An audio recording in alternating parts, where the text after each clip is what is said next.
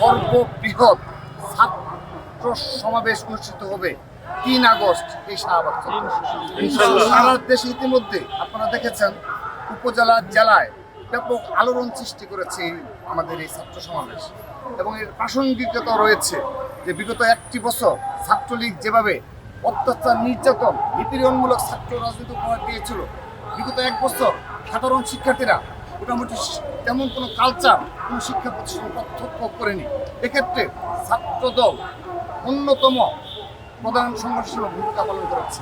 তারই ধারাবাহিকতায় আমরা এই শাহবাগে আগামী ৩ আগস্ট রোববার দুপুর ২টায় আমরা ছাত্র সমাবেশ অনুষ্ঠিত হবে, এবং সেখানে গুরুত্বপূর্ণ বক্তব্য রাখবেন আমাদের ছাত্র দলের সাংগঠনিক অভিভাবক জনাব তারেক রহমান। তিনি ছাত্র দলের উদ্দেশ্যে দিক নির্দেশনমূলক বক্তব্য রাখবেন বলে আমরা প্রত্যাশা করছি, এবং অবশ্যই সেখানে কিছু গুরুত্বপূর্ণ মেসেজ পাবে ছাত্র দলের নেতাকর্মীরা।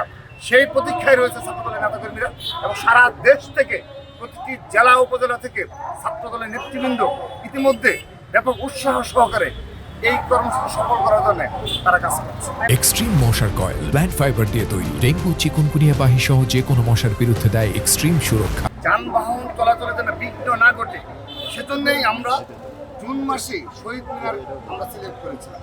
পরবর্তী বাস্তবতায়, এবং আপনারা তো অবগত রয়েছে যে এনসিপির আবেদনের প্রেক্ষিতে আমরা সেই স্থান ত্যাগ করেছি, এবং আমরা সিদ্ধান্ত গ্রহণ করেছি যে শাহবাগ ব্যতীত আমাদের আর হাতে আর কোনো অপশন নেই এই কর্মসূচিকে সফল করা।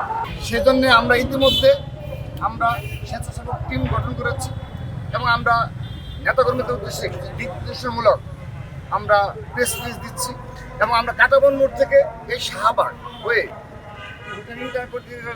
দিকে যে রাস্তাটা, সেই রাস্তাটা আমরা খোলা রাখবো।